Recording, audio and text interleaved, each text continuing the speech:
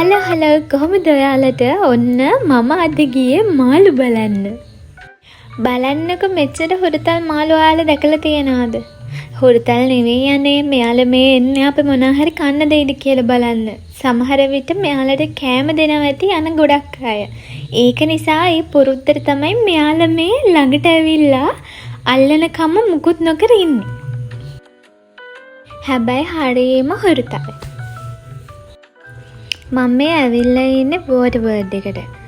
ඒකේ අපි කවදාවත් දැකලා නැති ගොඩාක් දුර්ලභ මත්ස්‍ය විශේෂ ගොඩක් ඒකේ අපිට බලා ගන්න පුළුවන්. ඉතින් අනිවාර්යයෙන්ම පොඩි ළමයි නම් එක්කන් යන්න ඕනිම තැනක් තමයි මේක. මේකේ තව ගොඩාක් ෆනි ඉවෙන්ට්ස්. එයාලා ලෑස්ති කරලා තියෙනවා මේ වෝටර් වර්ල්ඩ් එකට මාළු බලන්න එන අයට. කොහොම හරි ගොඩක් අර සත්තු එහෙම ඉන්නවා. හැබැයි අර වද වෙලා ගියපු සත්තුන්ගේ ටැංකේ ගොඩක් හිට්ස් වෙලා තිබුණා. කොහොම හරි ඇත්තටම මට නම් මේක ඇතුළට ගියාට පස්සේ දැනුනේ මම වෙනම ලෝකයකට ගියා වගේ. මම හිතුවේ ප්ලෑන් කරන්න නැතුව ගියපු ගමනක් මේක. මම ආයෙම යනවා. ඇත්තටම ඉක්මනටම යනවා. මොකද මං එතෙන්ට ආයෙ යනවා කියලා හිතාගෙන තමයි ආවේ. කලබලයට ගියපු නිසා ඉක්මනටම ආවා. බලන්නකො මේ ටැංකි වල අර උඩ මෙන්ෂන් කරලා බෝඩ් එකක් ගහලා තිබ්බට මේව ඇතුලේ ඉන්න නිකන් මේ ස්ටාර්ෆිෂ්ලා වගේ අය. මේක ඇතුලේ අර මාළුව නැහැ උඩ ගහලා තියෙන. සමහර විට යාලා වද වෙලා වෙන්න ඇති. ගොඩක් වෙලාවට මෙයාලට මේ ලොකු ප්‍රශ්නයක් වෙනවා. ඔය කැලණි ගඟ තියෙනවනේ හා පැත්තේ. එතකොට කැලණි ගඟ ගොඩක් වෙලාවට පිට අර ගලනකොට මේ මාළු එහෙම මෙයාලට ගොඩක් හානි වෙනවා. ඊට පස්සේ ඉතින් මෙයාට මේ ආයේ ගිහිල්ලා ඇමසන් වලින් ලොකු දුර්ලභ මාළු වර්ග ලංකාවට අරන් එන්න ලොකු වියදමක් යනවා. ඒක නිසා වෙන්න ඕනේ මෙච්චර මේ මාළු අඩු වෙන්න හේතුව. කොහොම හරි ඔයාලටත් බලන්න පුළුවන් මම මේ පොඩි ගනිපු වීඩියෝ ක්ලිප්ස් ටික බලලා එන්ජොයි කරන්න.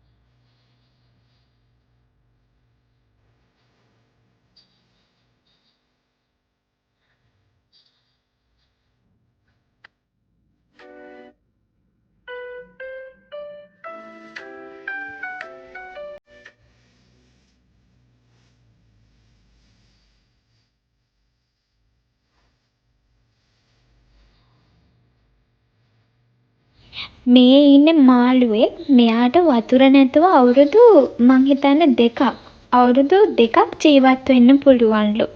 කොහොම හරි මම ජීවිතේට දැකලා නැති මාළු ගොඩාක් මෙහිදී දැක්කා. මේ විශේෂම දේ තමයි ගොඩාක් අහිංසක මාළු වගේම ගොඩාක් දරුණු මත්ස්‍ය විශේෂත් මෙයාලා ගාව ඉන්නවා.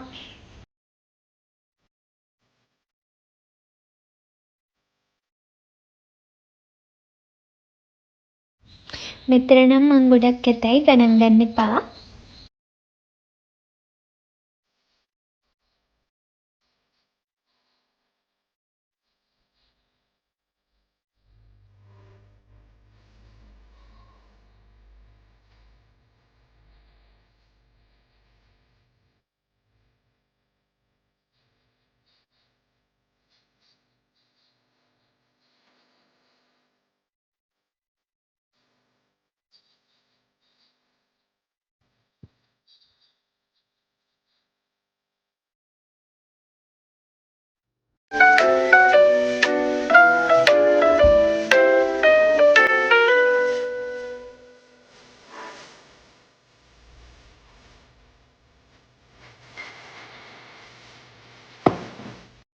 මේ මාළුව දැක්කාම නම් මට hina ගියා. මොකද මට මේ වගේ යාළුවෙක් ඉන්නවා.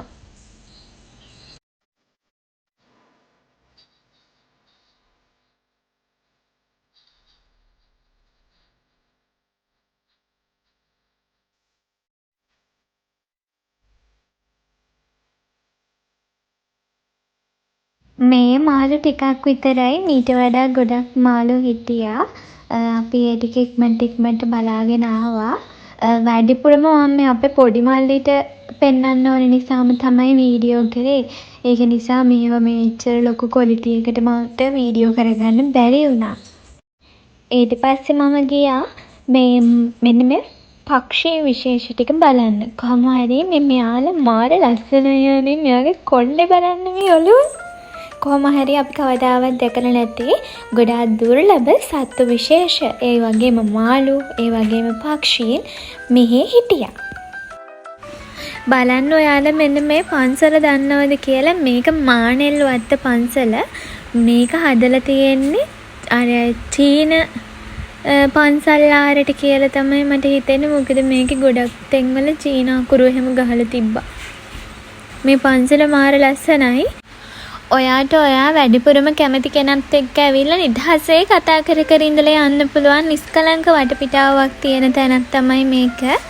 මාත් ටිකක් වෙලා බලාගෙන ඉඳලා එන්න පිටත් වුණා. කොහොම හරි අද දවස ගෙවුනේ මෙන්න මෙහෙමයි.